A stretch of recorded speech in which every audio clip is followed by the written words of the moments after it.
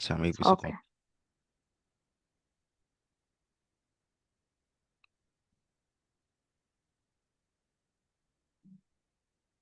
হুম।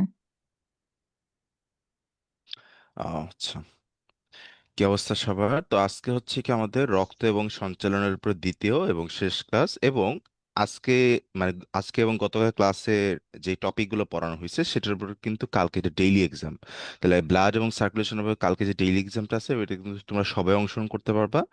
So আমি আর বেশি কথা না বাড়াই, ধারাবাহিকভাবে এরকম ভাবে অনেকগুলো ক্লাস হবে এবং ফেব্রুয়ারি পর্যন্ত তোমরা কিন্তু বিশেষ ছাড়টা পাচ্ছ। তো তোমাদের একটা ডিমান্ড ছিল যে তোমরা একটু একটা ক্লাস করতে যাচ্ছ, কয়েকটা পরীক্ষা দিতে যাচ্ছ, মানে একটু অভ্যস্ত হতে যাচ্ছ, তার পাশাপাশি তোমাদের টেস্ট পরীক্ষা যাচ্ছে। তো তার জন্য আমরা এই জিনিসগুলো একটু কনসিডার করছি। তো আশা করি তোমরা এই ব্যস্ততার মাঝেও অন্তত একটু এই ক্লাসগুলো করবো এবং পরীক্ষাগুলো অন্তত দিবা। তো আদিবা আপু, আমরা হচ্ছে কি শুরু করতে পারি? ওকে। ওকে, তাহলে আমি প্রথমে আমার পরিচয়টা দিয়ে নিই। আমার নাম হচ্ছে আদিবা জাহান। আমি ঢাকা মেডিকেলে 4th ইয়ারে পড়ি। আমার সেশন ছিল 21-22। আচ্ছা, তো গতকালকে হচ্ছে আমরা এই যে রক্ত সঞ্চালন অধ্যায়ের এই মাছ ও মানুষের হৃৎপিণ্ডের মধ্যে পার্থক্য এই টপিকটা পর্যন্ত পড়েছিলাম। আজকে আমরা হার্টবিট ও কার্ডিয়াক চক্র এখান থেকে হচ্ছে শুরু করব। তো দেরি না করে শুরু করি। আজকে হচ্ছে মোটামুটি ভালোই পড়া বাকি আছে আমাদের। ওকে, তাহলে দেখি না হার্টবিট ও কার্ডিয়াক চক্র। এখানে আমি গত ক্লাসে বলছিলাম যে হার্টের দুইটা জিনিস হয়, একটা হচ্ছে সংকোচন আর একটা হচ্ছে প্রসারণ।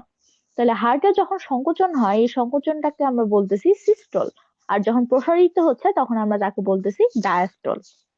একটা সিস্টল ও একটা ডায়াস্টল মিলে তৈরি হয় একটা হার্টবিট। তো নর্মালি হচ্ছে কতক্ষণ হার্টবিট, কতবার হার্টবিট হয়। তো এখানে বলে দিছে যে একজন সুস্থ মানুষের, হ্যাঁ, প্রাপ্তবয়স্ক একজন সুস্থ মানুষের হৃদস্পন্দনের হার প্রতি মিনিটে প্রায় 70 থেকে 80 বার বা গড়ে 75 বার। ঠিক আছে, তাইলে এই যে সিস্টল এবং ডায়াস্টলের মধ্যে যে ঘটনাগুলো হচ্ছে তাকে আমরা বলতেছি কার্ডিয়াক চক্র। তাহলে দেখো একটা কার্ডিয়াক চক্রের সময়কাল কত। আমি যদি গড়ে 75 ধরি তাহলে 60 ভাগ 75 সমান সমান 0.8 সেকেন্ড। আচ্ছা, তাহলে দেখো অ্যাট্রিয়ামে ডায়াস্টল, ডায়াস্টল মানে কি প্রসারণ। তাহলে দেখো অ্যাট্রিয়ামে যখন ব্লাডটা প্রবেশ করবে, হ্যাঁ, তখন হচ্ছে আমার ট্রাইকাসপিড এবং বাইকাসপিড, ওকে, ট্রাইকাসপিড ও বাইকাসপিড কপাটিকা বন্ধ থাকবে। ঠিক আছে, তাহলে এখানে কি হবে, এই যে আমাদের সুপিরিয়র ভেনা কাভা, হ্যাঁ, ইনফিরিয়র ভেনা কাভা, এখান থেকে ডান অ্যাট্রিয়ামে আসবে, আর হচ্ছে পালমোনারি শিরা থেকে বাম অ্যাট্রিয়ামে রক্ত আসবে। তো দেখো এই সময়কালটা কিন্তু অনেক বড়, যেহেতু সারা দেহ থেকে রক্ত ডায়াস্টলে আসতেছে, তাহলে এই দশার সময়কাল কত, 0.7 সেকেন্ড। আমরা বলছিলাম যে মোট কার্ডিয়াক চক্রের সময়কাল হচ্ছে 0.8 সেকেন্ড। তাহলে আমার বাকি রইলো কত, 0.1 সেকেন্ড। এই 0.1 সেকেন্ডে কি হবে, আমার হবে অ্যাট্রিয়ামের সিস্টল। সিস্টল মানে কি সংকোচন। তাহলে এই সময় অ্যাট্রিয়ামটা সংকুচিত হবে এবং আমার হচ্ছে এই কি বলে ট্রাইকাসপিড আর বাইকাসপিড কপাটিকা গুলো খুলে যাবে। ওকে, তাহলে এই সিস্টলের সূচনা হয় কোথা থেকে, সাইনোঅ্যাট্রিয়াল নোড বা এসএ নোড থেকে। তাহলে দেখো এই সিস্টলের প্রথম 0.05 সেকেন্ডকে আমরা বলতেছি ডাইনামিক পর্যায়। কেন, কারণ এই সময়ে সংকোচনটা সর্বোচ্চ থাকতেছে। আর পরের অংশকে আমরা বলতেছি অ্যাডাইনামিক পর্যায়। এরপর দেখো ভেন্ট্রিকলের সিস্টল। ভেন্ট্রিকলের সিস্টলে কি হবে, ভেন্ট্রিকল গুলো সংকুচিত হবে। তাহলে সংকুচিত হলে আমার কোন কপাটিকা গুলো বন্ধ হয়ে যাবে, ট্রাইকাসপিড আর বাইকাসপিড কপাটিকা সজোরে বন্ধ হবে। এতে করে একটা শব্দ হবে, তাই শব্দটার নাম কি, লাভ। ঠিক আছে, তাহলে দেখো এখানে কি হয়, আমার হচ্ছে এই যে পালমোনারি কপাটিকা আর হচ্ছে অ্যারোটিক কপাটিকা গুলো খোলা থাকে, সেখান থেকে আমার ব্লাড গুলো চলে যাচ্ছে। তাহলে এটা হয় কত, 0.3 সেকেন্ড। এরপর দেখো ভেন্ট্রিকলের ডায়াস্টল, ডায়াস্টলে কি হবে, রক্তগুলো ভেন্ট্রিকল গুলো রক্ত দ্বারা পরিপূর্ণ হবে, হ্যাঁ। তাহলে এই দশার সময়কাল হচ্ছে 0.5 সেকেন্ড। এই সময় কি হবে, পালমোনারি আর অ্যারোটিক কপাটিকা গুলো বন্ধ থাকবে। তাহলে এই বন্ধ হয়ে যাওয়ার কারণে এখানে একটা শব্দ হবে, শব্দটা হচ্ছে ডাব। আচ্ছা, তাইলে আমাদের দেখো দুইটা জায়গাতে শব্দ হচ্ছে, কোথায় কোথায়, আমার হচ্ছে ভেন্ট্রিকলে। ভেন্ট্রিকলে আমার দুইটা জিনিস হচ্ছে, কি কি, আমি যদি একটু লিখি, ভেন্ট্রিকলে আমার দুইটা জিনিস হচ্ছে সিস্টোল এবং ডায়াস্টোল। ঠিক আছে, ডায়াস্টোল। তাহলে সিস্টোলে যে শব্দটা হচ্ছে তাকে আমরা কি বলতেছি, লাভ, তাকে আমরা বলতেছি লাভ। আর ডায়াস্টোলে বলতেছি ডাব। মনে রাখবা ডায়াস্টোলের ড দিয়ে ডাব। আচ্ছা, তাহলে সময়কালগুলো এখানে দিয়ে দিছে। এরপর দেখো হার্টবিটের মায়োজেনিক নিয়ন্ত্রণ। মায়োজেনিক কেন? মায়োজেনিক কারণ এটা উৎপত্তিটা হয় কার্ডিয়াক পেশি থেকে। আমরা হচ্ছে ঘাস হরিণের ক্ষেত্রে পড়ছিলাম যে ওদের হার্টটা হচ্ছে নিউরোজেনিক, কারণ ওদের হার্টের পাশে হচ্ছে নিউরনের গ্যাংলিয়া থাকে। তাহলে দেখো এখানে কি হচ্ছে, আমরা যদি একটা হৃৎপিণ্ডকে দেহ থেকে আলাদা করে একটা লবণ পানিতে রেখে দেই 60°C তাপমাত্রায়, তখনও দেখা যাবে কিন্তু হৃৎপিণ্ডটা বিট করতেছে। তাহলে এই যে হৃৎপিণ্ডের এই ক্ষমতার জন্য দায়ী হচ্ছে আমাদের কিছু সংযোগী টিস্যু বা জাংশনাল টিস্যু। জাংশনাল টিস্যু কয় রকম? 4 রকম। কি কি? SA node, AV node, bundle of His, bundle of His, and হচ্ছে পারকিনজি ফাইবার। আচ্ছা আচ্ছা, এখন দেখো এসএ নোডটা কোথায় অবস্থিত? এটা হচ্ছে ডান অ্যাট্রিয়ামে অবস্থিত, যেখানে হচ্ছে সুপিরিয়র ভেনা কাভাটা এসে ওপেন হয়। তাহলে এখান থেকে কিন্তু আমার অ্যাকশন পটেনশিয়াল, যেটার কারণে আমার ইলেকট্রিক সিগন্যালটা তৈরি হচ্ছে, সেই অ্যাকশন পটেনশিয়ালটা এখানে তৈরি হয়। এর জন্য এসএ নোডকে আমরা বলে থাকি পেসমেকার। এটা কিন্তু খ নাম্বারে একটা প্রশ্ন আসতে পারে যে এসএ নোডকে কেন পেসমেকার বলা হচ্ছে। এরপর দেখো এসএ নোড থেকে উম ইলেকট্রিক সিগন্যালটা চলে আসে আমাদের এভি নোডে। এভি নোডটা কোথায় অবস্থিত? এভি নোডটা হচ্ছে অ্যাট্রিয়াম ভেন্ট্রিকুলার প্রাচীরে অবস্থিত। তাহলে দেখো এসএ নোড থেকে এখানে কয়টা সময় আছে, সময়গুলো কিন্তু গুরুত্বপূর্ণ। এসএ নোড থেকে এভি নোডের সময় আসতে লাগে 0.3 সেকেন্ড। এভি নোড থেকে উদ্দীপনা 0.09 সেকেন্ড দেরি করে, একে বলা হয় এভি নোডাল ডিলে। এটা কিন্তু একটা গুরুত্বপূর্ণ এমসিকিউ। এমসিকিউ। এরপর দেখো তারপরে এভি নোড থেকে এভি বান্ডেলে পৌঁছাতে আরো 0.04 সেকেন্ড সময় লাগে। তাহলে এসএ নোড থেকে শুরু করে এভি নোড পর্যন্ত আমার উদ্দীপনা পৌঁছাতে সময় লাগতেছে মোট 0.16 সেকেন্ড। ঠিক আছে, এরপর দেখো বান্ডেল অফ ফিজ, এটা কোথায় অবস্থিত? এটা হচ্ছে আমাদের আন্তঃভেন্ট্রিকুলার প্রাচীরে অবস্থিত। এবং এরপরে হচ্ছে পার্কিনজি তন্তু, এটা হচ্ছে পুরো ভেন্ট্রিকলে আমার ছড়ায় আছে। তাহলে দেখো এই যে আমাদের SA node, AV node, bundle of His, Purkinje তন্তু। ওকে, এরপর আসতেছে আমাদের ব্যারো রিসেপ্টর। আচ্ছা, এখন দেখো এই যে আমাদের রক্তটা যে ধমনীর মধ্যে দিয়ে প্রবাহিত হচ্ছে, তাহলে যখন আমার সংকোচন হয় ভেন্ট্রিকলের, তখন তাকে আমরা বলতেছি কি সিস্টোল। তাহলে সেই সিস্টোলের কারণে আমার ধমনীতে যে চাপটা আসে তাকে আমরা বলতেছি সিস্টোলিক চাপ।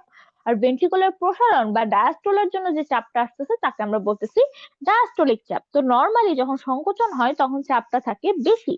এর জন্য সিস্টোলিক চাপের স্বাভাবিক মাত্রা হচ্ছে 100 থেকে 139 মিলিমিটার মার্কারি, অথবা অপটিমাম হচ্ছে 120। আর ডায়াস্টোলিক চাপ হচ্ছে 60 থেকে 89 মিলিমিটার মার্কারি বা 80 মিলিমিটার মার্কারি। আচ্ছা, এখন দেখো এই যে রক্তচাপ মাপার যন্ত্র, এটার নাম কি? স্পিগমোম্যানোমিটার। ঠিক আছে, এখন দেখো ব্যারো রিসেপ্টর বলতে আমরা কি বুঝতেছি? ব্যারো শব্দের অর্থ কি? ব্যারো শব্দের অর্থ হচ্ছে চাপ।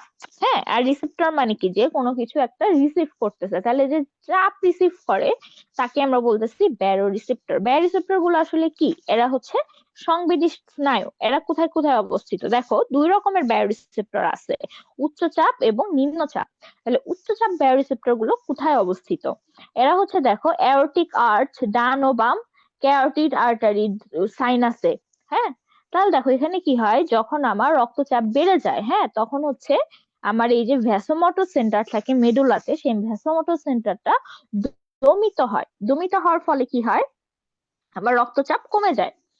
তখন হচ্ছে দেখো দুইটা স্নায়ু, গ্লসোফেরিঞ্জিয়াল আর ভেগাস স্নায়ু, এই দুইটা স্নায়ুর প্রভাবে আমার এই সিগন্যালটা চলে যায় মিডুলা অবলঙ্গটাতে। তারপর সে কি করে, সে হচ্ছে রিসপন্ডারটা স্বাভাবিক করে দিচ্ছে। এরপর দেখো নিম্নচাপ বায়োরিসেপ্টর, এটার অপর নাম কিন্তু আয়তন বায়োরিসেপ্টর। কেন? আচ্ছা, প্রথম কথা আমি বলি যে এরা কোথায় কোথায় আছে। দেখো বড় বড় সিস্টেমিক শিরা, পালমোনারি রক্তবাহিকা, ডান অ্যাট্রিয়াম, ভেন্ট্রিকুলার প্রাচীরে। এরা কিভাবে কাজ করে? এরা হচ্ছে রক্তের আয়তন নিয়ন্ত্রণ মাধ্যমে কাজ করে। দেখো যখন আয়তন বাড়বে তখন কি স্বাভাবিকভাবে চাপটাও বাড়বে, আবার যখন আয়তনটা কমে যাবে তখন স্বাভাবিকভাবে কি হবে, চাপটাও কমে যাবে। তাহলে দেখো আমার এখানে একটা হরমোনের প্রভাব আছে, সেটা হচ্ছে অ্যান্টি ডায়াবেটিক হরমোন, বা যেটা আরেকটা নাম হচ্ছে ভ্যাসোপ্রেসিন। এটা কোথা থেকে ক্ষরণ হয়? আমার পিটুইটারি গ্রন্থি নিউরো হাইপোফাইসিস থেকে ক্ষরণ হচ্ছে। এটা কি করে, এই ভ্যাসোপ্রেসিন বা এডিএইচ, সংক্ষেপে আমরা বলি কি এডিএইচ, এই এডিএইচ হরমোনটা চলে যাচ্ছে আমাদের বৃক্কে যে বা কিডনিতে যে কি করতেছে, ও জাক্সোগ্লোমেরুলার কোষ থেকে রেনিন এনজাইমটা ক্ষরণ করতেছে। রেনিন এনজাইম কি করে, রক্তের আয়তন বাড়ায় দেয়, হ্যাঁ, রক্তের আয়তনটাকে বাড়ায় দিচ্ছে। তাহলে এইভাবে দেখো, আয়তন রিসেপ্টর বা নিম্নচাপ বায়ু রিসেপ্টর কিন্তু আমার দুইটা অঙ্গে কাজ করতেছে। কোথায় কোথায়, রক্ত এবং রেচন। আচ্ছা, এখন আসো, মানব দেহের রক্ত সংবহন কয় প্রকার? 4 প্রকার। কি কি? সিস্টেমিক, পালমোনারি, পোর্টাল এবং করোনারি। আমরা আগেই বলছি গত ক্লাসে যে মানুষের যে রক্ত সংবহনটা সেটা হচ্ছে দ্বিচক্রীয় সংবহন, ঠিক আছে। আচ্ছা, সিস্টেমিক বলতে কি বোঝাচ্ছি আমরা? খুব সহজ কথায়, যার মাধ্যমে আমার দেহে রক্ত প্রবেশ করে। হ্যাঁ, কোথায়? দেহে রক্ত প্রবেশ করে কিভাবে? আমার হচ্ছে ভেন্ট্রিকল থেকে অ্যাওর্টা দিয়ে রক্তটা আসে, অ্যাওর্টা দিয়ে রক্তটা এসে আমার সারা দেহে কিন্তু ছড়াই ছিটায় যাচ্ছে, ঠিক আছে। তাহলে দেখো, হৃৎপিণ্ড থেকে রক্ত প্রবাহিত হয়ে পুনরায় হৃৎপিণ্ডে ফেরত আসতে সময় লাগে 25 থেকে 30 সেকেন্ড। এটা কিন্তু একটা গুরুত্বপূর্ণ এমসিকিউ। আচ্ছা, তাহলে এটা শুরু হয় কোথা থেকে? বাম ভেন্ট্রিকল থেকে। মনে রাখবা, সিস্টেমিক মানে সেখানে অ্যাওর্টা আছে, হ্যাঁ। তারপর দেখো, এটা ফেরত আসে কোথায়? ডান ভেন্ট্রিকলে। তাহলে দেখো, ঠিক অপোজিট, বাম থেকে শুরু হয়ে ডানে ফেরত আসতেছে। আচ্ছা, এরপর দেখো পালমোনারি। পালমোনারি শব্দের অর্থ হচ্ছে ফুসফুস। পালমোনারি শব্দের অর্থ কি? ফুসফুস। তাহলে যেই সংবহনে আমার ফুসফুস জড়িত আছে সেটাকে আমরা বলতেছি পালমোনারি সংবহন। এখানে কি হয়, এখানে হচ্ছে আমার ডান ভেন্ট্রিকল থেকে, হ্যাঁ, পালমোনারি ধমনী দিয়ে কার্বন ডাই অক্সাইড সমৃদ্ধ রক্ত আমার ফুসফুসে চলে যাচ্ছে। তারপরে পালমোনারি শিরা দিয়ে অক্সিজেন সমৃদ্ধ রক্ত ডান, বাম অ্যাট্রিয়ামে ফেরত আসতেছে। তাহলে এটা শুরু হচ্ছে কোথা থেকে? ডান ভেন্ট্রিকল থেকে। হুম, যাচ্ছে কোথায়? পালমোনারি ধমনীতে। পালমোনারি ধমনী কয়টা বলো? পালমোনারি ধমনী হচ্ছে মাত্র 2টা। আচ্ছা, তারপর যাচ্ছে ফুসফুসে। বলছিলাম কি, পালমোনারি মানেই হচ্ছে ফুসফুস, তাহলে এখানে ফুসফুসটা ইনক্লুডেড। তারপর দেখো পালমোনারি শিরা। পালমোনারি শিরা কয়টা? 4টা। তারপর দেখো বাম অ্যাট্রিয়াম, বাম ভেন্ট্রিকল। এখানেও দেখো, ডান ভেন্ট্রিকল থেকে শুরু হয়, বাম ভেন্ট্রিকল এসে শেষ হচ্ছে। এরপর দেখো পোর্টাল। পোর্টাল শব্দ অর্থ কি? পোর্ট মানে কি? একটা জাংশন, যেখানে এসে কোনো কিছু আহ দেরি করে, ঠিক আছে, সহজ কথায়। তাহলে দেখো, আমাদের পোর্টাল সংবহন হতে পারে 2 রকম। মেরুদণ্ডী প্রাণীতে পোর্টাল সংবহন হতে পারে 2 রকম, একটা হচ্ছে হেপাটিক, একটা হচ্ছে রেনাল। কিন্তু মানুষের শুধুমাত্র শুধুমাত্র রেনালটা অনুপস্থিত এবং হেপাটিকটা উপস্থিত। তাহলে এখানে কি হয়, এখানে হচ্ছে আমাদের পৌষ্টিক অঙ্গসমূহ থেকে যে রক্তটা আসে, সেই রক্তটা আগে হেপাটিক পোর্টাল শিরা দিয়ে যকৃতে যায়। যকৃতে যে হচ্ছে অতিরিক্ত গ্লুকোজ গুলো জমা হয়ে যাচ্ছে, তারপর অতিরিক্ত ফ্যাট, অ্যামিনো অ্যাসিড, এগুলো সব হচ্ছে যকৃতে জমা হচ্ছে। কিছু রক্ত জমা হচ্ছে, আমরা জানি 1500 ml রক্ত জমা হয়। তাহলে হচ্ছে এরপরে সেই পোর্টাল শিরা থেকে, যকৃৎ থেকে হেপাটিক শিরা দিয়ে ইনফিরিয়র ভেনা কাভা দিয়ে হার্টে প্রবেশ করে। ওই যে যেটা বললাম, যে গ্লুকোজ গুলো জমা হয়ে গ্লাইকোজেনে পরিণত হয়, তারপর হচ্ছে অ্যামোনিয়া থেকে ইউরিয়া হয়, তারপর হচ্ছে রক্ত পরিশুদ্ধ হয়, প্লাজমা প্রোটিন গুলো সংশ্লেষ করে। এরপর দেখো করোনারি সংবহন।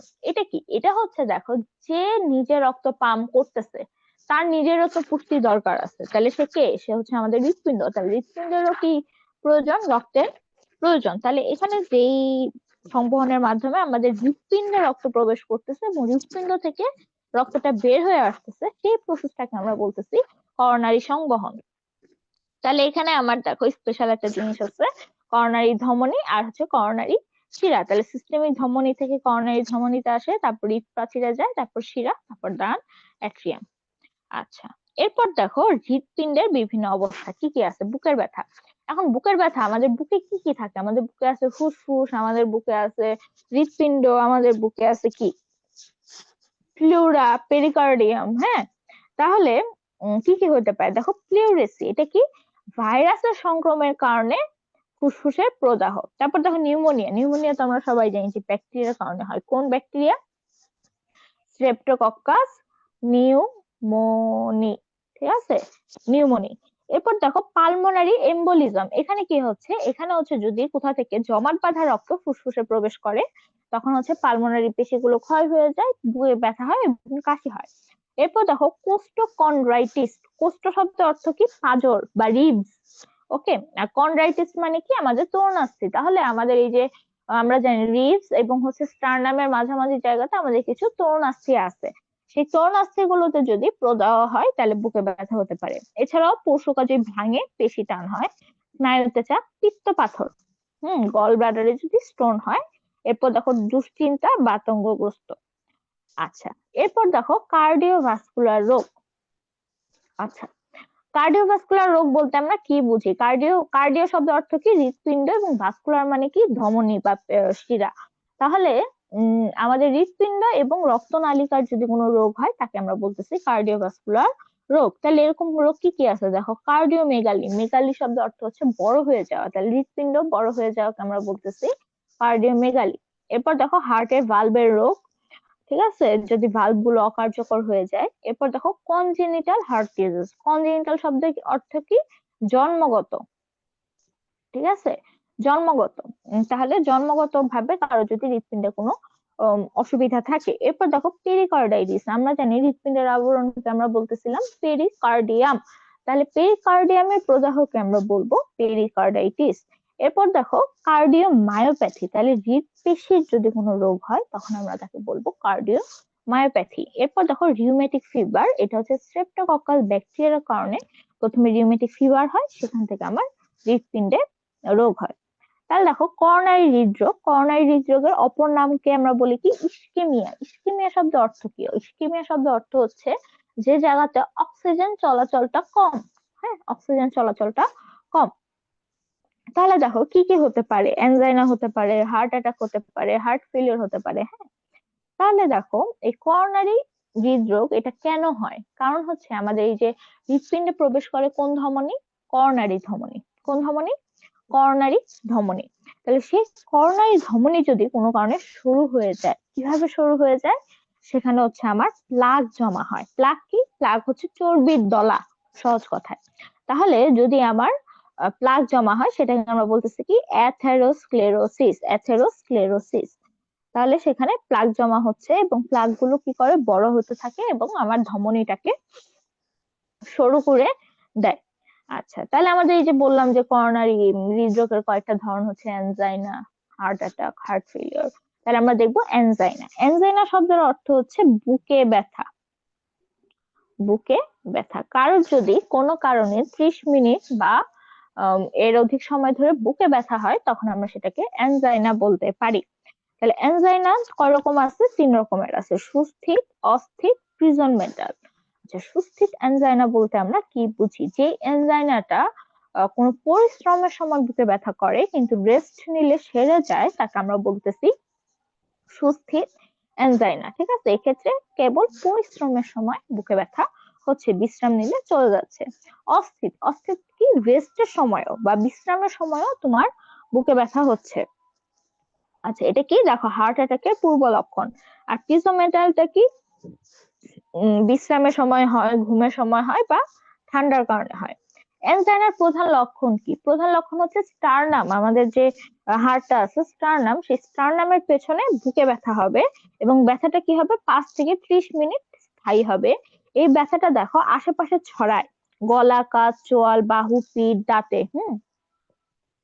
অনেক সময় ব্যথা কোথা থেকে আসছে সেটাও বোঝা যায় না। দেখো, হজমের গন্ডগোল, বমি বমি ভাব হতে পারে, আহ হাঁপানি বা অ্যাজমা সমস্যাও হতে পারে। করণীয় কি? করণীয় হচ্ছে প্রথম কথা তুমি ইসিজি করবা আর ইকো করবা। হ্যাঁ, ইকো করে তারপর হচ্ছে তুমি যদি ধূমপান করো বা মদ পান করো সেগুলো থেকে বিরত থাকবা। তারপর হচ্ছে তুমি ব্যায়াম করবা, পরিশ্রম করবা, হ্যাঁ, এবং ব্যালেন্স ডায়েট করবা। আচ্ছা, এরপর আসতেছে হার্ট অ্যাটাক। হার্ট অ্যাটাকের অপর নাম কি? Myocardial infraction. মায়ো শব্দ অর্থ হচ্ছে পেশি। তাহলে আমাদের কার্ডিয়াক পেশিতে ইনফ্রাকশন শব্দ অর্থ কি? ইনফ্রাকশন শব্দের অর্থ হচ্ছে মৃত্যু। তাহলে যদি আমাদের কি হয়? অক্সিজেনের অভাবে বা রক্তের অভাবে যদি আমার কার্ডিয়াক পেশির মৃত্যু হয় তখন সেটাকে আমরা বলতেছি মায়োকার্ডিয়াল ইনফ্রাকশন অথবা হার্ট অ্যাটাক। তাহলে হার্ট অ্যাটাকে কি হয়? ওই যে আমাদের বলছিলাম যে ফ্যাট, তারপর কোলেস্টেরল, এগুলো মিলে প্লাক তৈরি হয়। প্লাক তৈরি হয়ে দেখো এই যে একটা নর্মাল ধমনী, সেই ধমনীর মধ্যে দিয়ে দেখো প্লাকটা তৈরি হয়ে ধমনীটাকে কি করে দিচ্ছে? সরু করে দিচ্ছে। সেখান দিয়ে আমার রক্তগুলো যেতে পারতেছে না, এর জন্য ধমনীটা কি হচ্ছে? আস্তে আস্তে রক্ত সংবহন বন্ধ করে দিচ্ছে এবং আমার সেই আশেপাশের পেশিগুলো ক্ষয় হচ্ছে। তাহলে কি কি হয় লক্ষণ দেখো, বুকে ব্যথা, এবং বুকে ব্যথাটা কি কয়েক মিনিট থাকে, চলে যায়, আবার ফিরে আসে। তারপর দেখো ঊর্ধ্বাঙ্গের অন্যান্য অংশে, হার্ট অ্যাটাকের রোগীরা খুব কমন একটা কমপ্লেইন নিয়ে আসে, সেটা হচ্ছে আমার কাঁধ ব্যথা করে বা চোয়াল ব্যথা করে। হ্যাঁ, তাহলে দেখো পিঠ, গলা, কাঁধ, হ্যাঁ, চোয়াল। তারপর দেখো ঘন ঘন নিঃশ্বাস প্রশ্বাস। হ্যাঁ, তারপর দেখো বমি বমি ভাব আর ঘুমে ব্যাঘাত। আচ্ছা, এরপর দেখো হার্ট অ্যাটাক আর স্ট্রোক। অনেকে হার্ট অ্যাটাক এবং স্ট্রোক এই দুইটা জিনিসকে একই জিনিস মনে করে, বাট দুইটা আলাদা। অনেকে বলে হার্টে স্ট্রোক হয়েছে, ঠিক আছে, আবার অনেকে বলে যে ব্রেইনে অ্যাটাক হয়েছে, বাট বিষয়টা এরকম না। হার্ট অ্যাটাক হয় কোথায়? হার্টে। আর স্ট্রোক হয় কোথায়? স্ট্রোক হয় আমাদের ব্রেইনে। আচ্ছা,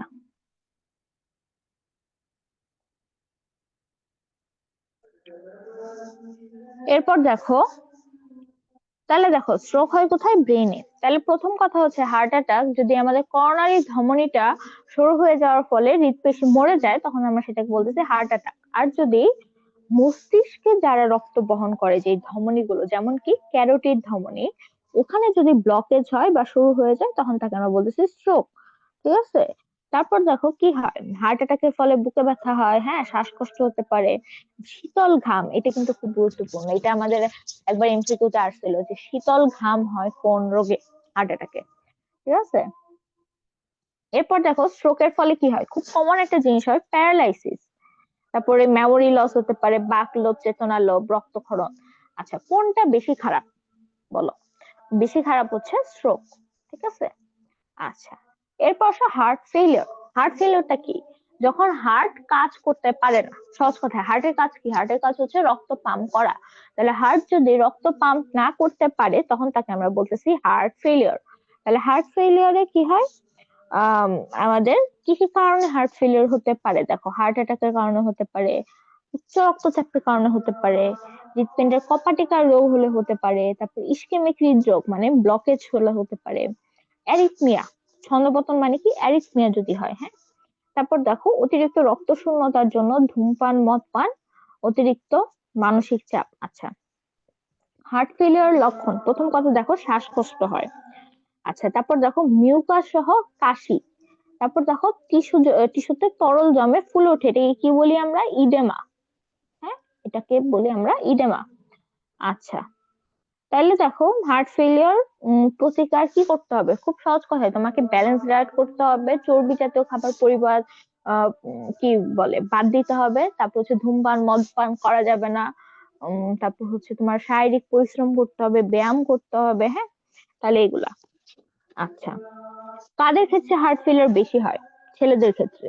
আর হচ্ছে আরেকটা জিনিস কি, বয়স, বয়স একটা ফ্যাক্টর, যে বয়স যত বাড়ে তত হচ্ছে বেশি হয়। আচ্ছা, এরপর দেখো যদি পরিবারের অন্য কারোর হার্ট ফেলিওর থাকে, তখন হতে পারে। হ্যাঁ, কোলেস্টেরল যদি বেশি থাকে, উচ্চ রক্তচাপ থাকে, খুব ইম্পর্টেন্ট একটা জিনিস, ডায়াবেটিস যদি থাকে, স্থূলতা, এটা তো আমরা সবাই জানি, ওবিসিটি। আচ্ছা, তাহলে দেখো হৃদরোগ নির্ণয়ে এখান থেকে অনেক এমসিকিউ আসে, অনেক। প্রথম কথা দেখো এক্স রে, এক্স রে করানোর মাধ্যমে আমরা কি জানতে পারবো? হৃৎপিণ্ডের অবস্থা জানতে পারবো। ঠিক আছে, এরপর হচ্ছে দেখো ইসিজি। ইসিজি কি?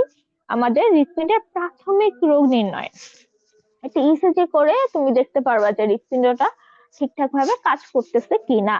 এরপর দেখো ইটিটি, এটা কি? হৃৎপিণ্ডের কার্যক্ষমতা। এরপর দেখো রক্তের বিএনপি টেস্ট, এটা খুব ইম্পর্টেন্ট, যে হার্ট ফেলিওর সম্পর্কে জানা যায়। এরপর দেখো এনজিওগ্রাম। এনজিওগ্রাম কি? এনজিও শব্দ অর্থ হচ্ছে ভেসেল, মানে রক্ত নালীর কোনো রোগ আছে কিনা। ঠিক আছে, রক্ত নালীতে। এরপর দেখো এমআরআই। এমআরআই করলে কি জানা যায়? পেশির অবস্থান। এবং দেখো হার্ট অ্যাটাক হলে ট্রপোনিন 1। তাহলে দেখো হার্ট ফেলিওরের জন্য আমরা করি কি? BNP test. আর হার্ট অ্যাটাকের জন্য আমরা করি ট্রপোনিন আই। আচ্ছা, এরপর দেখো হৃদস্পন্দন বা পেসমেকার। আমরা হচ্ছে জেনে আসছি এস এ নট বা সাইনোঅ্যাট্রিয়াল নোটকে আমরা পেসমেকার বলে থাকি। তো কারো যদি এমন হয় যে তার এসএনওটা নষ্ট হয়ে গেছে, তখন কি করতে হবে? তাকে একটা কৃত্রিম পেসমেকার দিতে হবে। ঠিক আছে, তাহলে কৃত্রিম পেসমেকারটা কি করে? দেখো, এই যে অ্যারিথমিয়া, আমি একটু আগে এই শব্দটা বলছিলাম, যে অ্যারিথমিয়া অর্থ কি? যদি আমাদের অস্বাভাবিক হৃদস্পন্দন হয়, হ্যাঁ, অস্বাভাবিক হৃদস্পন্দন হয়, তখন আমরা তাকে বলতেছি অ্যারিথমিয়া। আচ্ছা, একটা পেসমেকার সেখানে কি থাকে দেখো, একটা লিথিয়াম ব্যাটারি। লিথিয়াম ব্যাটারিটা কি? লিথিয়াম ব্যাটারিটা হচ্ছে রিচার্জেবল না, মানে এটাকে চার্জ করা যায় না। মানে তুমি হার্টে একটা পেসমেকার বসাইছো, সেটা ব্যাটারি বের করে তো তুমি চার্জ দিতে পারতেছো না, রাইট? আর আমরা ল্যাপটপ ইউজ করে থাকি কি ব্যাটারি? লিথিয়াম আয়ন ব্যাটারি, ওইটা কিন্তু চার্জ দেওয়া যায়। এরপর দেখো একটা থাকে কি জেনারেটর, একটা সেন্সর যুক্ত তার এবং পেসমেকার। সেন্সর গুলোকে কি বলতেছে? ইলেকট্রোড বলতেছে, হ্যাঁ। আচ্ছা, দেখো তারগুলোকে কি বলে? লিড বলে। দেখো এক প্রকোষ্ঠ পেসমেকার, এটা কি শুধুমাত্র ডান অ্যাট্রিয়ামে বা ডান ভেন্ট্রিকলে দেয়। দ্বি প্রকোষ্ঠ, এটা দুটা জায়গায় দেয়, ডান অ্যাট্রিয়াম ও ডান ভেন্ট্রিকল। আর এটা হচ্ছে ত্রিপ্রকোষ্ঠ, যা ত্রিপ্রকোষ্ঠ পেসমেকার লাগে তার মনে করো হার্ট হচ্ছে 90% গন কেস, ঠিক আছে? তাহলে এটা কি তিনটা তার থাকে, তিনটা তার হচ্ছে একটা ডান অ্যাট্রিয়ামে দেওয়া হয়, আর একটা ভেন্ট্রিকলে, আর একটা বাম ভেন্ট্রিকলে দেওয়া হয়। আচ্ছা, পেসমেকার কিভাবে কাজ করে? ও হচ্ছে কম্পিউটারাইজড একটা জেনারেটর থাকে, যেটা হচ্ছে আমার মনিটরের সাহায্যে হৃৎপিণ্ডের হচ্ছে যে স্পন্দন সেটাকে হচ্ছে স্বাভাবিক রাখে। তাহলে দেখো এর মেয়াদ থাকে 7 থেকে 10 বছর, আগে ছিল 5 থেকে 10 বছর। মানে আজমল স্যারের প্রত্যেকটা এডিশনে কোনো না কোনো একটা তথ্য চেঞ্জ হয়। এরপর দেখো মেকানিক্যাল হার্ট। কারো যদি হার্ট একদম অকার্যকর হয়ে যায়, তখন তাকে কি করতে হয়? পুরো হৃৎপিণ্ডটাকে প্রতিস্থাপন করে মেকানিক্যাল হার্ট লাগানো হয়। আচ্ছা, এখানে দেখো একটা এমসিকিউ যে জাহাঙ্গীর কবির, ওনারা হচ্ছে একজন মহিলাতে মেকানিক্যাল হার্ট স্থাপন করেন। এরপর দেখো open heart surgery. Open heart সার্জারিতে কি করা হয়? ওপেন হার্ট সার্জারিতে দেখো এই যে আমাদের স্টারনাম থেকে কেটে হাড়টা বের করে, হ্যাঁ, বক্ষপিঞ্জ থেকে হাড়টা বের করে তারপর হচ্ছে সার্জারি করা হয়। দেখো এখানে একটা এমসিকিউ আছে যে টরন্টো বিশ্ববিদ্যালয়ের অধ্যাপক উইলফ্রেড জি বিগলো, উনি সর্বপ্রথম ওপেন হার্ট সার্জারি করে থাকেন। ওপেন হার্ট সার্জারি প্রকারভেদ হচ্ছে তিনটা: on pump, of pump, robot. On pump মানে কি? অন পাম্প মানে হচ্ছে ধরো তুমি হাড়টা বের করে দিছো, তো মানুষটা তো জীবিত, তো তার তো হচ্ছে নিঃশ্বাস হওয়া লাগবে, তার হৃদস্পন্দন হওয়া লাগবে। তাহলে এর জন্য তুমি একটা মেশিন মেশিন চালু করবা। তাহলে অন পাম্প মানে হচ্ছে তোমার মেশিন চালু আছে, মেশিনটার নাম কি? হৃদ ফুসফুস মেশিন, ঠিক আছে? তাহলে মেশিনটা চালু আছে, তার মানে কি হার্টটা অফ আছে, হার্টটা বিট করতেছে না। এই অবস্থায় সার্জারি করাটা তুলনামূলক সহজ। এটা হচ্ছে অফ পাম্প বা বিটিং হার্ট। অফ পাম্প মানে কি আমার মেশিন বন্ধ আছে এবং হার্টটা বিট করতেছে, তাহলে এই অবস্থায় কিন্তু সার্জারি করাটা খুবই জটিল এবং রিস্কি। এরপর যখন রোবট সহজেই সার্জারি, এক্ষেত্রে কি করা হয়? রোবোটিক একটা মেশিন দিয়ে যান্ত্রিক হাতের সাহায্যে ইউজ করে, তখন হচ্ছে এটা কি হয়? অনেক সূক্ষ্ম আর সঠিক হয়। আচ্ছা, তাহলে ওই যে এটা বললাম হার্ট লাইং মেশিন থাকে, হ্যাঁ। আচ্ছা, এরপর দেখো করোনারি বাইপাস সার্জারি। এখানে কি হয়? ধরো তোমার কোনো একটা করোনারি ধমনী বন্ধ হয়ে গেছে বা সরু হয়ে গেছে, তখন আমাদের পায়ে অনেকগুলো শিরা আছে, তাহলে সেখান থেকে একটা শিরা কেটে এনে আমরা যদি হচ্ছে করোনারি ধমনীতে একটা বাইপাস করে দেই, মানে কি একটা অন্য একটা চ্যানেল খুলে দেই, তখন হচ্ছে রক্তটা কিন্তু ওই চ্যানেল দিয়ে হার্টে যেতে পারবে। এটা হচ্ছে ওই যে রাস্তাতে যেমন বাইপাস রোড তৈরি করে, ওরকম একটা জিনিস। তাহলে দেখো যখন 50 থেকে 70% সংকীর্ণ হয়, তখন হচ্ছে বুকে ব্যথা, মানে কি অ্যানজাইনা হয়। আর যখন 90 থেকে 99% তখন অস্থির অ্যানজাইনা হয়, ঠিক আছে? এই যে দেখো পা থেকে একটা শিরা কেটে আনতেছে, তারপর হচ্ছে সেটাকে আমার হচ্ছে ধমনীর সাথে এই যে করোনারি ধমনীতে একটা বাইপাস করে দিছে, যাতে হচ্ছে রক্তটা যেতে পারে। আচ্ছা, তাহলে দেখো সাধারণত 3 থেকে 5 ঘন্টার মধ্যে এই সার্জারিটা হয়ে যায় এবং রোগী 2 মাসের মধ্যে সুস্থ হয়ে যায়। এরপর দেখো এনজিওপ্লাস্টি। এনজিও শব্দ অর্থ কি? ভেসেল। ভেসেল মানে কি? ধমনী বা হচ্ছে শিরা। আর প্লাস্টি মানে কি? সেটাকে মেরামত করা। তাহলে আমাদের যদি ভেসেল বা শিরা আহ শুরু হয়ে যায়, ধমনীগুলো শুরু হয়ে যায়, তখন আমরা সেটাকে যদি মেরামত করি, তখন তাকে বলতেছি আমরা এনজিওপ্লাস্টি।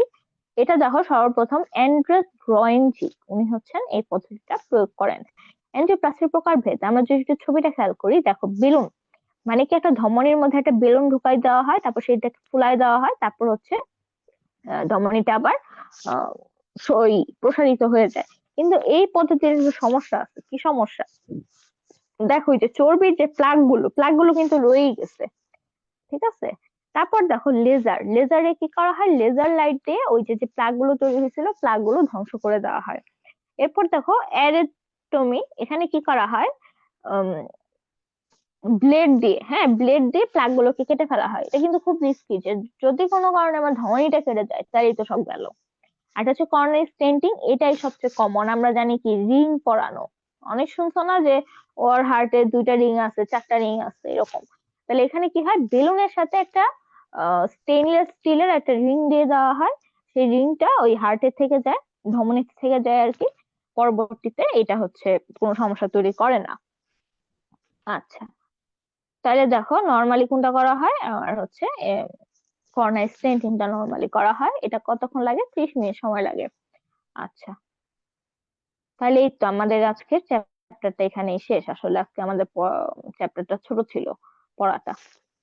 হ্যাঁ, আচ্ছা, আচ্ছা তাহলে সেক্ষেত্রে আমার মনে হয় আমাদের চ্যাপ্টারটা তো ভালো করে পড়া হয়েছে, কিন্তু কথা হচ্ছে যে স্টুডেন্টদের একটা ব্যাপার থাকে যে আপু কোন কোশ্চেন্স গুলো অ্যাকচুয়ালি আসে। তো আমরা যদি অ্যাকচুয়ালি পুরো চ্যাপ্টারটা প্রথম থেকে যদি খুব দ্রুত লাইক 10-15 মিনিটে যদি প্রতি পেজ থেকে যদি একটু বলে দেওয়া হতো যে এই কোশ্চেন্স গুলো হচ্ছে মেডিকেলে আসে, এটা আসার সম্ভাবনা আছে, বা তোমরা চাইলে এটা মানে এটা ভালো করে দেখবে, এটা একটু কম দেখতে পারো, মানে এইভাবে যদি একটু একবার রিক্যাপ করা হয় তাহলে মানে স্টুডেন্টরা আচ্ছা কালকে আচ্ছা। পরীক্ষা তো ভালো ও, করবে আই থিঙ্ক।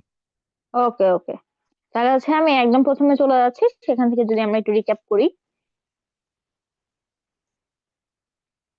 আচ্ছা, আসো।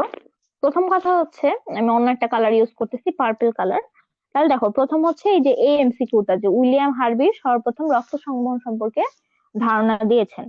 এরপর দেখো এই পুরো প্যারাটা ইম্পর্টেন্ট। এখানে কি কি আছে দেখো, মানব দেহে প্রায় 5 থেকে 6 লিটার রক্ত থাকে, যার দেহের ওজনের 8%, পিএইচ কত, তারপর হচ্ছে রক্ত তাপমাত্রা কত, আপেক্ষিক গুরুত্ব কত, সবগুলোই কিন্তু ইম্পর্টেন্ট।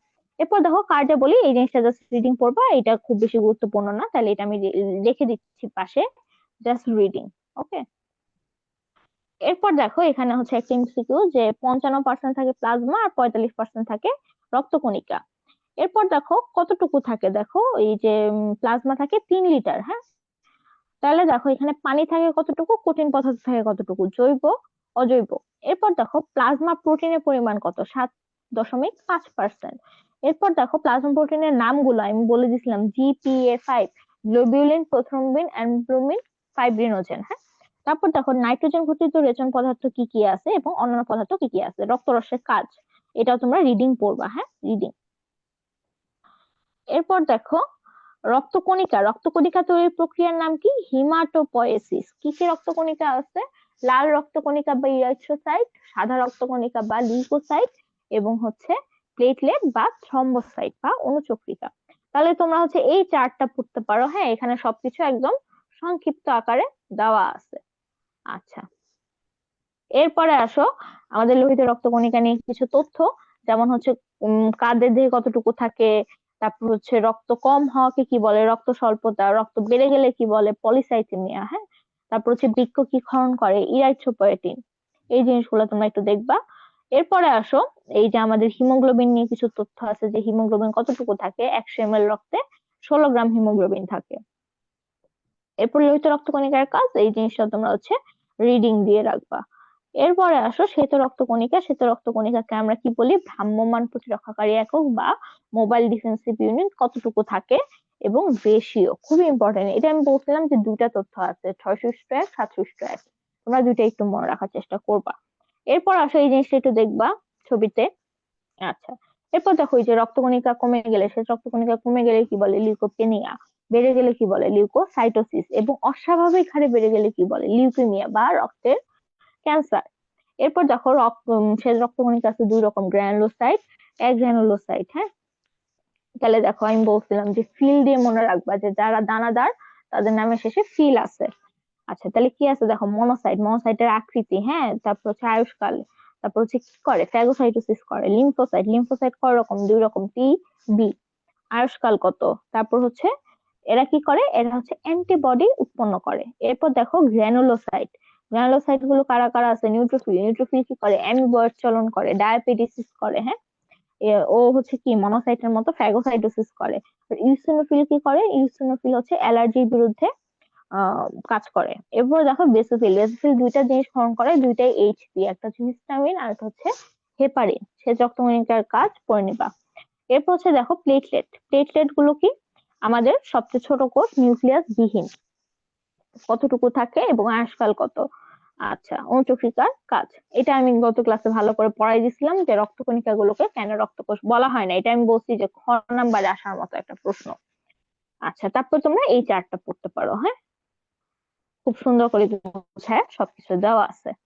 এরপর আসো রক্ত জমাট বাঁধা বা তন্ত্র। প্রথম চারটার নাম মাস্ট কি কি আমরা ছন্দ দিয়ে পড়ছিলাম যে ফুল পরে টুপ করে।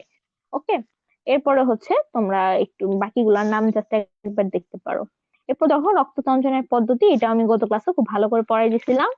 জমাট বাঁধা রক্তের তরল অংশকে কি বলে? সিরাম বলে, হ্যাঁ। আর হচ্ছে জমাট বাঁধা রক্ত তঞ্চন বা বিগলন করতে কে কাজ করে? প্লাজমিন কাজ করে। আচ্ছা, তঞ্চন কালের সময়কাল কত, ক্ষরণ কালের সময়কাল কত, এই জিনিসগুলো দেখবা। তারপর হচ্ছে এই যে এই জিনিসটা বলেছিলাম খ নাম্বারে আসার মতো, যে রক্তনালীর ভেতরে রক্ত সঞ্চালন হয় না কেন। আচ্ছা, প্লাজমা সিরামের মধ্যে পার্থক্য, এটাও খ নাম্বারে আসার মতো, হ্যাঁ, এই জিনিসটাও খ নাম্বারে আসার মতো। এরপর হচ্ছে লসিকা নিয়ে বলছি, হ্যাঁ, লসিকা, লসিকাতে কি কি থাকে না থাকে, লিম্ফোসাইটের পরিমাণ কত, হ্যাঁ।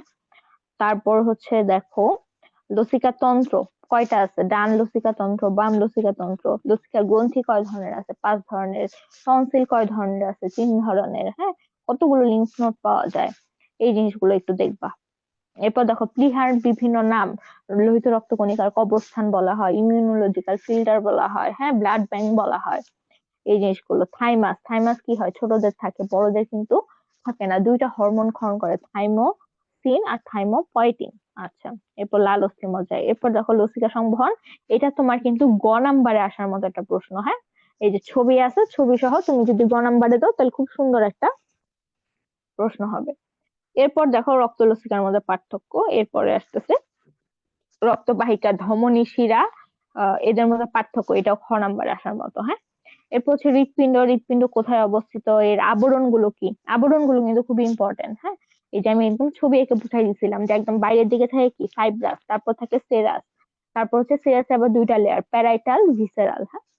তারপর দেখো এই যে প্রাচীর গুলো কি কি আছে, এপিকার্ডিয়াম, মায়োকার্ডিয়াম, এন্ডোকার্ডিয়াম, কোনটার কি কাজ, কোথায় কি থাকে। এরপরে আসো হৃৎপিণ্ডের প্রকোষ্ঠ। হুম, এটার হচ্ছে হৃৎপিণ্ডের ছবি আঁকাটা তোমরা প্র্যাকটিস করবা, ঠিক আছে? ছবিটা কিন্তু তোমরা প্র্যাকটিস করবা। তুমি যদি হৃৎপিণ্ড কোথাও আছে লিখা আর তুমি যদি ছবিটা এঁকে দাও সুন্দর করে, তাহলে কিন্তু খুব ভালো লাগে দেখতে।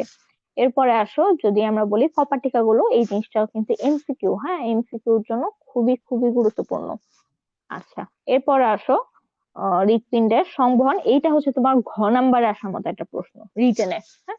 আমি কিন্তু তোমাদের সৃজনশীল এমসিকিউ দুইটা জিনিসই বলে দেওয়ার ট্রাই করতেছি। এই যে দেখো এই জিনিসটা আমি বলেছিলাম ঘ নাম্বারে আসার মতো, যে হৃৎপিণ্ড কখনো অবসন্ন হয় না কেন। গত ক্লাসে বলছিলাম যে দুইটা জিনিস, নিঃসার কাল বেশি, আর হচ্ছে ল্যাকটিক অ্যাসিডকে পুষ্টি হিসাবে ব্যবহার করে। এরপরে আসো হার্টবিট, কার্ডিয়াক চক্র, এইটাও কিন্তু ঘ নাম্বারে আসার মতো একটা প্রশ্ন, যে কার্ডিয়াক চক্র বর্ণনা করো, ঠিক আছে? এরপর আসে এখানে এই যে সময়কাল গুলো এমসিকিউর জন্য ভেরি ভেরি ইম্পর্টেন্ট। কোথায় কি শব্দ হয়? আমরা বলছি সিস্টলে হয় লাভ, ডায়াস্টলে হয় ডাব। আচ্ছা, এরপর দেখো মায়োজেনিক নিয়ন্ত্রণ, এটা গ নাম্বারে আসার মতো, হ্যাঁ, গ নাম্বারে আসার মতো একটা প্রশ্ন। এরপরে হচ্ছে আসো বায়োরিসেপ্টর, এইটা গ নাম্বারে প্রায় আসে, খুবই কমন একটা প্রশ্ন। বায়োরিসেপ্টর, বায়োরিসেপ্টর গুলো কোথায় থাকে, তারপর হচ্ছে কি কি আছে, নিম্নচাপের অপর নাম কি? আয়তন, হ্যাঁ। তারপর হচ্ছে বৃক্ক থেকে কি ক্ষরণ হয়? রেনিন এনজাইম ক্ষরণ হয়। আচ্ছা, এরপর দেখো সংবহন, এগুলো হচ্ছে একটু রিডিং দিবা। আচ্ছা, আর হচ্ছে উম তারপর দেখো বুকে ব্যথা, এই জিনিসগুলো তো আমি এমসিকিউর জন্য দাগাই দিচ্ছি, যে দাগানো লাইন গুলো পড়ে নিবা। এখান থেকে খুব বেশি রিটেনের প্রশ্ন তেমন আসে না। আর হচ্ছে আর কি, তারপর এই জায়গাটা খুবই ইম্পর্টেন্ট এমসিকিউর জন্য, হ্যাঁ, যে হৃৎপিণ্ডের বিভিন্ন চিকিৎসা। তারপর পেসমেকার, পেসমেকার থেকে খুব বেশি প্রশ্ন এমসিকিউর জন্য আসতে পারে। ওপেন হার্ট সার্জারি, এটা খ নাম্বারে আসতে পারে, যে বিভিন্ন ওপেন হার্ট সার্জারি প্রকারভেদ। ওকে, বাইপাস সার্জারি, আচ্ছা, এনজিওপ্লাস্টি, এটা খ নাম্বার আসতে পারে, যে এনজিওপ্লাস্টির প্রকারভেদ গুলো লেখো। আচ্ছা, এই তো। তাহলে আমি মোটামুটি এমসিকিউর জন্য কি কি আসতে পারে, খ নাম্বারে কি কি আসতে পারে, গ নাম্বারে কি কি আসতে পারে, ঘ নাম্বারে কি কি আসতে পারে, আমি কিন্তু বলে দেওয়ার ট্রাই করছি। ওকে, আই থিঙ্ক তাহলে এটি মোর দেন ইনাফ হবে। কালকে এটার উপর ডেইলি এক্সাম আছে, আশা করি সবাই এটাতে অংশগ্রহণ করবে নাকি? হ্যাঁ, হ্যাঁ। ওকে, তাহলে নেক্সট ক্লাস হচ্ছে কি পরশু দিন, এবং সেটা হচ্ছে অর্গানিক কেমিস্ট্রির উপর প্রথম ক্লাসটা। তা আশা করি তোমরা সবাই অংশগ্রহণ করবে। আজকের মতো এইটুকুই। তাহলে পরশু দিন সবার সাথে আবার দেখা হবে।